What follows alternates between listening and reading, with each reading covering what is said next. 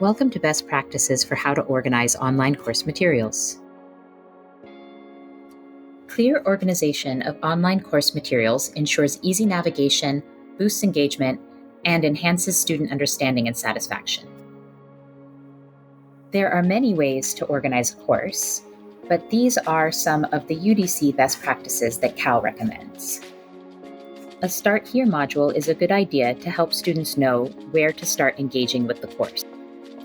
Clicking into this module, we see a welcome note, a course overview, which will include the course learning objectives and course description, an instructor information page, and the syllabus.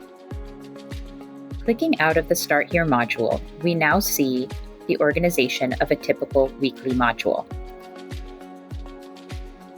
To maintain clarity and consistency, each weekly module should have a title with the week, topic, and the date.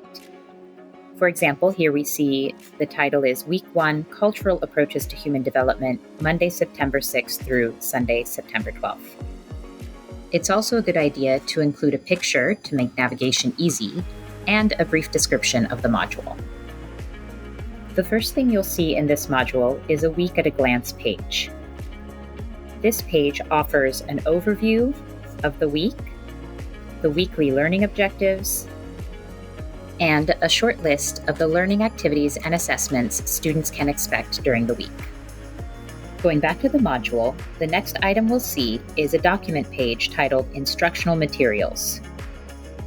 This is where all the necessary content for the week, such as lecture notes, videos, readings, and other resources, can be added. Back into our module, the next thing we see is the Learning Activities folder. This folder houses low-stakes, interactive, participatory activities like discussion boards, journals, hypothesis assignments, and whiteboard assignments. Next up, we see a folder entitled Assessments. This is where higher stakes assignments such as tests, quizzes, and major projects are placed. Clearly organizing the learning activities and assessments helps students understand their evaluation criteria and deadlines. And lastly, in our module, we see the weekly checklist. This checklist includes all instructional materials, learning activities, and assessments with their respective due dates. And there you have it. By following this organizational structure, you can create a student-friendly module in Blackboard.